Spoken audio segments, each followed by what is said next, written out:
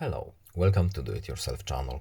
Today I will show you where to find the options and how to turn off our notifications while the screen is turned off. Where to look for this function? Settings, of course. Then we are looking for our notifications menu here and notifications pop-up style. By default, show even while screen is off, pop-up is on. We can turn it off right here, and now our pop-ups won't show up. That's all. You don't have to save anything, just back out to the main menu, and that's all basically. I hope this video was helpful to you. Please leave a like and subscribe. Have a nice day and see you in the next video. Goodbye.